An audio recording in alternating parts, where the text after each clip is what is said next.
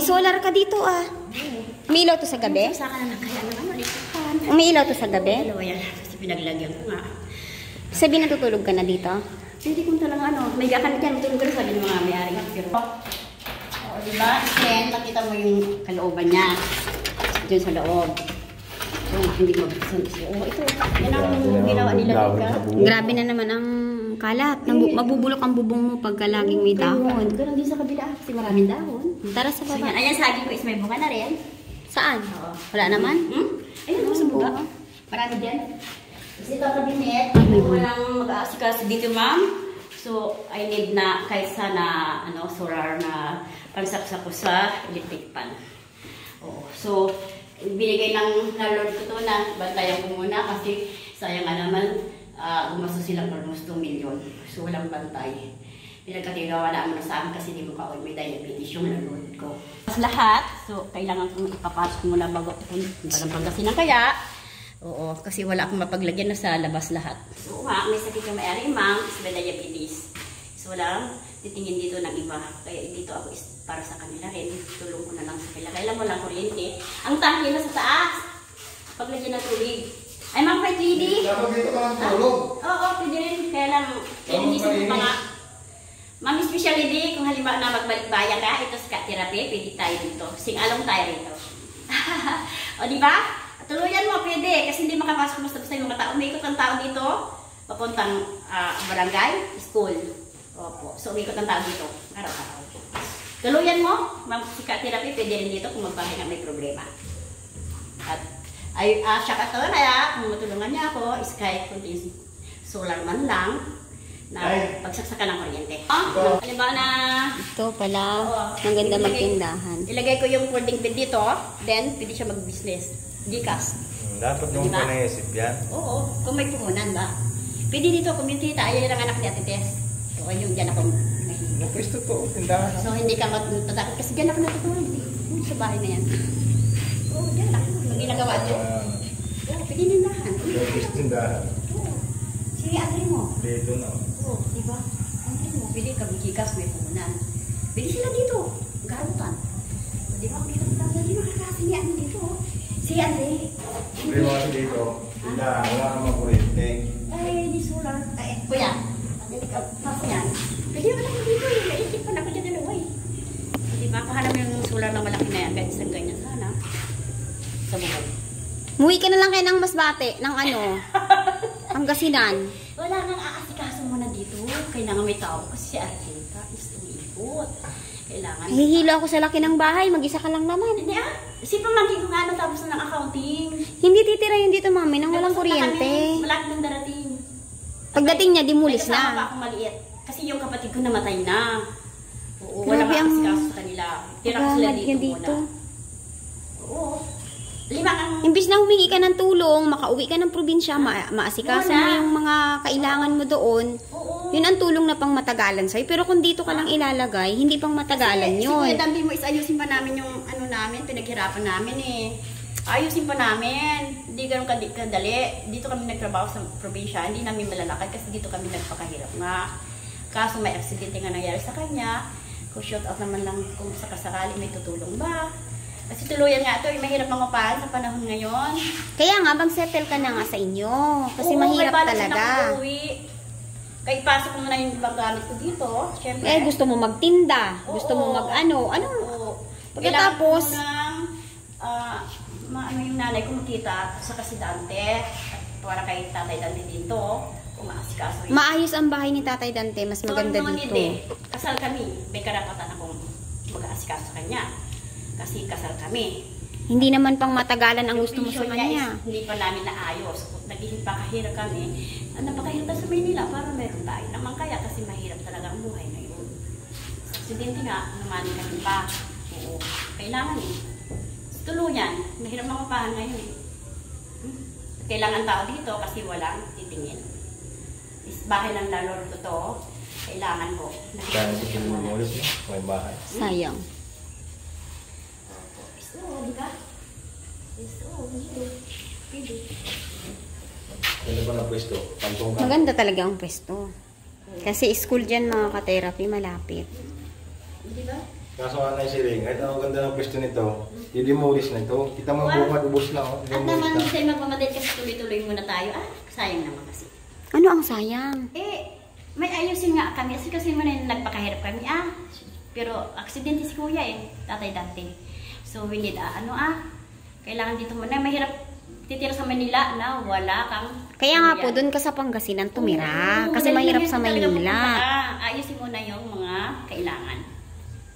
Anong kailangan na nga ayusin niyo po? Kung wala kang pera, paano ko mabubuhay? Kailangan pera. Pension. Pera.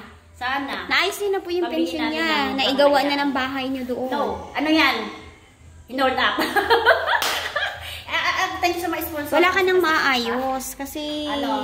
nagagalit yung mga... Nagamit na. Pamangkin niya na dinokot ni Nida dito yung ipag ko. Hindi magandang ginagawa ni Nida. Lahat dyan sa barangay, hindi magandang ginawa. Hindi alam na ganyan ginawa ng ipag ko. Ang future ng asawa ko, at kami, ayusin ko sa lahat ng presidente. Ninakaw yung asawa ko dito sa company. So, ganun na lang ang gusto mo dito mag-stay. Ayusin namin yung buhay namin. Kung shout out, kung may tutulong sa akin, isipan samantala to. Sige namin kasi mahirap ang mangungupahan. Ano talaga ang gusto mangyari? Dito ka muna. Like, dalawin ko muna si nanay ko, then makadaanin ko na si Kuya Tatay Dante na dito muna kami in 1 month kasi hindi mo naman makuha yun. Tatay Dante? No, kasama ko yung bayan ko, police, then mayor ang kasama. So ninakaw yung asawa ko Si Tatay Dante mo, umiyak sa doon, nakahiga lang siya. Kasi wala siya sa sarili, ninakaw siya, Dante. nagugutom na raw siya. Wala siyang, mali yung may sponsor, pero linansam niya yung GSIS. So, yung bigay ng mali. Gugutom na daw siya, so wala siya sarili na.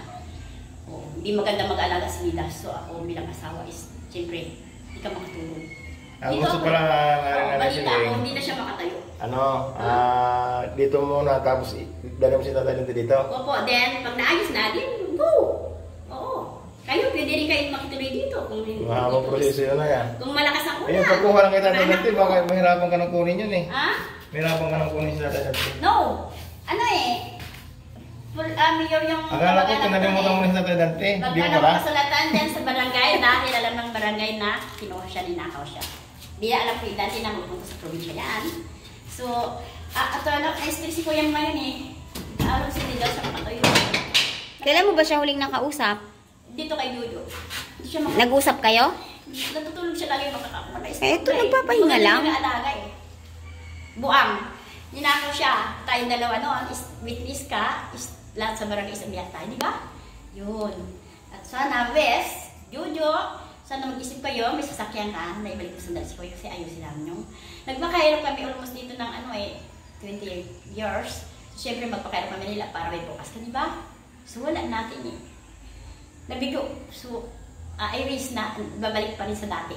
20 years na kami dito. So, bumalik yung dumating yung aksidente. So, yun ang nangyari. Shout out naman kayong dyan kung kailangan na mayroon kayong may tulong. So, ito, tuluyan namin muna kaya. Kasi na yung bahay ko dyan Kumukupo lang, itrapal. Tapos sinanay na yung kumukupo namin. So, I wish dito muna kami. Kasi mayroon mangupahan At kumilos yung isang tao na medyo may edad na, mahirap kumilos kung may makukulit. Sanay si Tatay Dante na matahimik. At pag natutulog ka, di ba? May tuluyan kang katulog akong tahimik. Kaya ginusto ko muna dito. As a self-caretaker, sabi niya, ipagkatiwala ko na nandun muna sa'yo. Si Tatay Dante, Nanay Siling, ay nandoon sa mga kamag-anak niya. Subuan yun. Masaya siya sa kamag-anak niya. Nandun ang tsuhin niya. Nandun ang tsuhin niya. No, wala siyang tsuhin. Kamag-anak niya, andun. Inaano sila. Inabuso sila, binabato sila sa bubungunaw. Sino nagsabi? Mga din, lasinggero sila mga adik. So, yung mga kamamagay sa bayan, hindi nila alam yung nangyari sa tiro nila.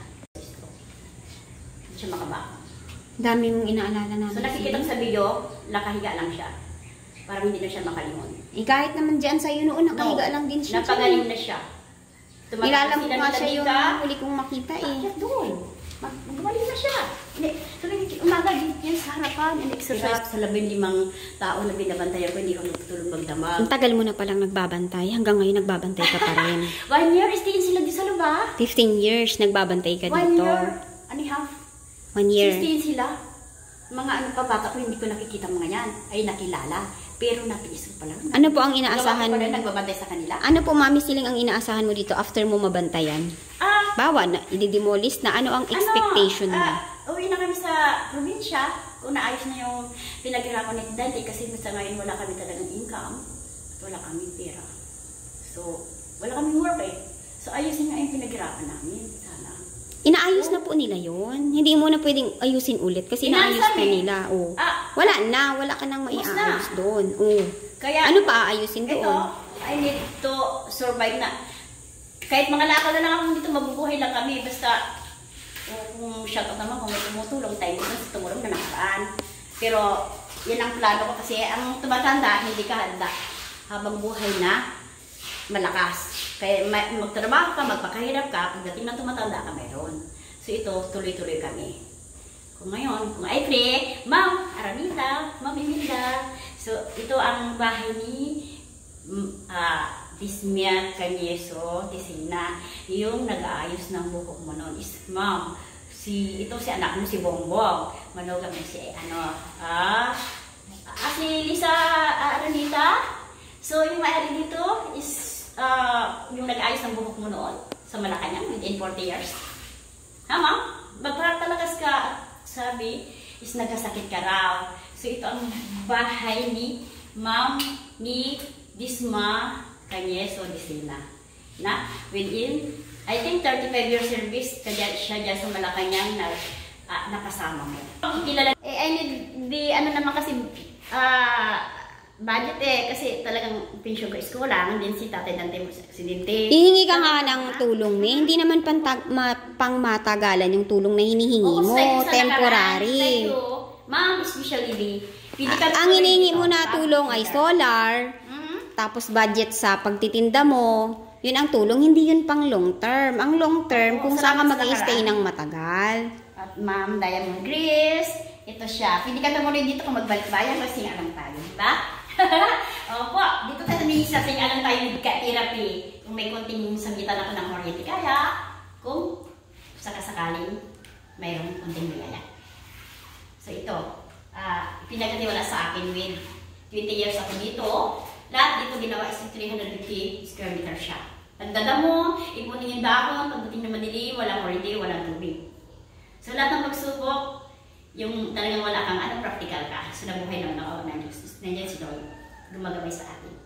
Kahit wala akong bantay, wala akong gwardiya, is kinabukasan may kunting biyaya. Malawag si Lord ginagabayan tayo. Maingat ka ha, baka mahulog ka. Oo, ikaw din Yung daanan mo, baka makikita.